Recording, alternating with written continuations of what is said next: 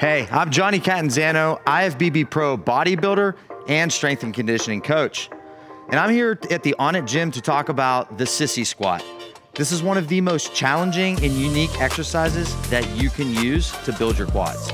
If you like this video, go ahead and give us a thumbs up and subscribe to this channel for more content just like this. So the Sissy squat is one hell of an exercise. Very challenging, but very rewarding if you can get past its funny name. In order to do a Sissy squat from a standing position, what you're gonna do is bend your knees as deep as you can. You're gonna let them dive way out over your toes while keeping your hips locked in place. So I guess the Sissy squat might make you look a little bit like a ballet dancer, or maybe some meathead might look at you and think you're doing some sort of feminine exercise. Hence the Sissy name, but the fact is the Sissy squats are a favorite of hardcore bodybuilders for decades, and they've actually recently come back into style thanks to social media.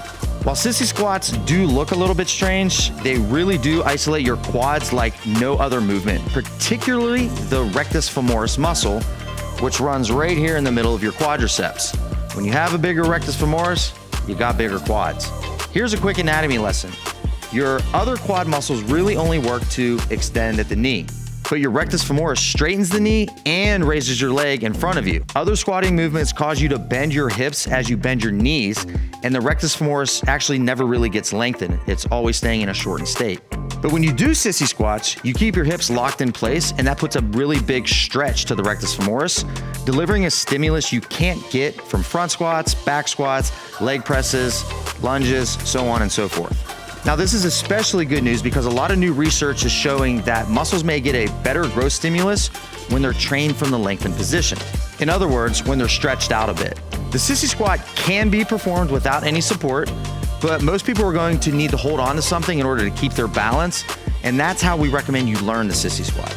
Step 1, hold onto the support beam of a rack or use a bench that's really solid, that's gonna give you enough support, something that's really sturdy. You're gonna stand with your feet about shoulder width apart, and you're gonna turn your toes out anywhere from about 10 to 30 degrees.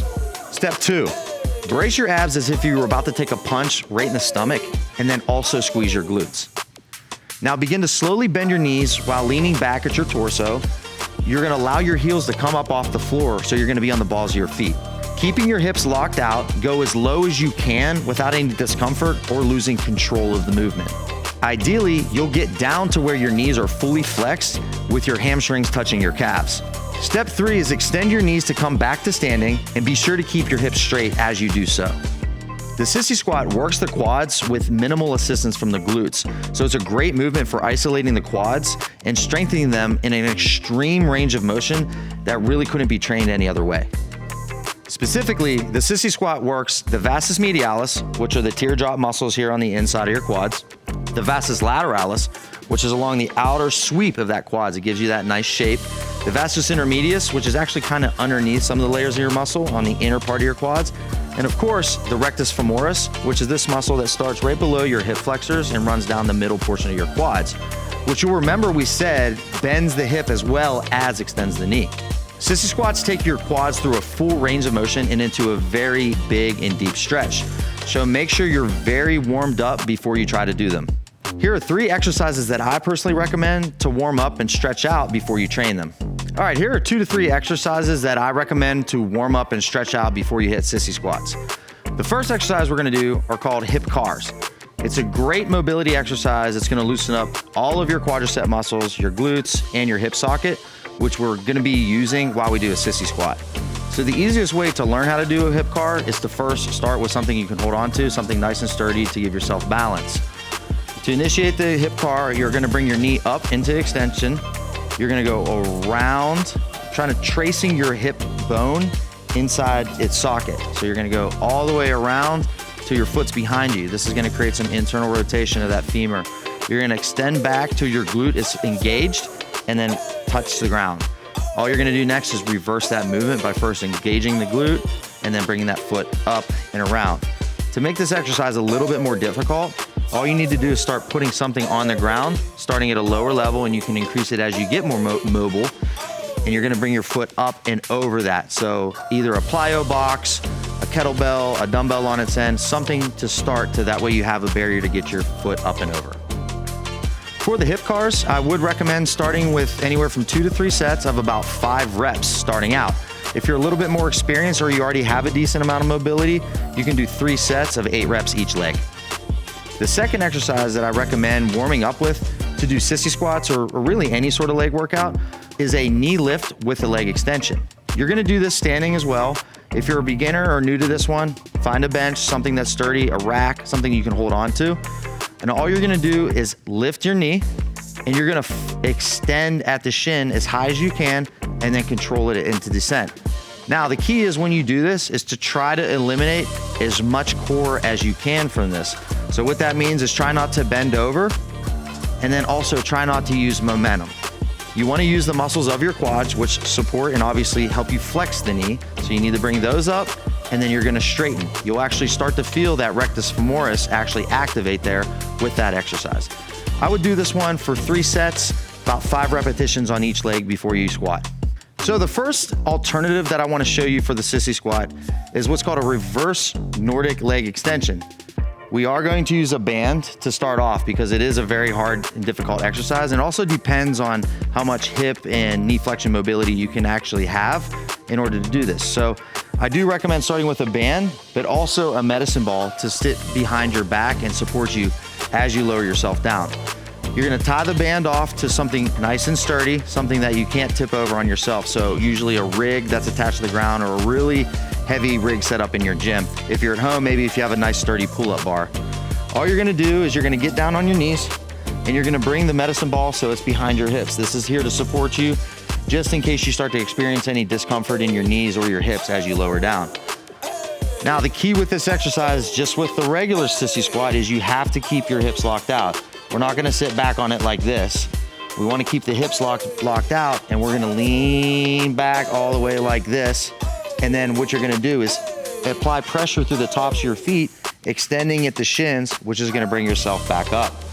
Now, as you get better at this, as you increase your mobility, you start to slide the ball back. So before it'll hit my butt, maybe this time I'll slide it back and I'm gonna try to go all the way down to my back and then extend up. Once you get really good at it, then you can remove the medicine ball and lower all the way nearly to the ground, or start to lighten the band resistance, making it a lighter band that'll give you less resistance or less assistance as you go down, or you can eliminate this altogether. So when you're starting out learning this exercise, I would recommend starting easy with about 2 sets, maybe 8 to 10 reps. And then as you get better at this, you can add more sets and reps. And then, like I said, adjust where you have the ball and what sort of band you use to help yourself back up. Sometimes you don't feel focused and alert in the gym, and your workout can suffer as a result. New Alpha Brain pre-workout was designed specifically for athletes and gym goers, which supports focus, power, and endurance. It's the ultimate way to charge your mind and your body. You can use the coupon code GETONNIT to get 10% off Alpha Brain pre-workout at onnit.com. Now let's get back to the video. Another fantastic alternative to the standing sissy squat that I wanted to show you is called the banded sissy squat. And all we're gonna do is use 2 bands and something sturdy, something you can really support your entire body weight as you lean back here. I personally like this one because it teaches you how to effectively lock out your hips using some assistance, because when you're trying to learn that move on a sissy squat at first, without some assistance, it can be a little bit difficult. So this is a great way to kind of ease your way into being able to do a full sissy squat, especially if you have problems with mobility. So all you do in order to do the banded sissy squat is you approach the rack, usually from an angle. You want to give yourself a little bit of room to be away from the rack once you're attached via the bands. You're gonna take a big thick band, usually at least 1 inch or 1.5 inches wide, and you're gonna wrap it around the bottom of the rack. That's gonna create 2 little holes here, and you're gonna put 1 foot in the right hole, and then put that band behind the top of your calf below your knee. The second foot is obviously going to go into the second hole. And same thing, put that at the top of the calf, right behind your knee. Then move back so you create a little bit of tension on that band. If the band feels uneven, one side's pulling more than the other, try to loosen it up around where the rack is, and that should even that weight distribution. Now, you're gonna take your assistance band, and I usually recommend starting with about 1 inch wide band. and you can go down from there as you get better at these. You're gonna loop it around the rack.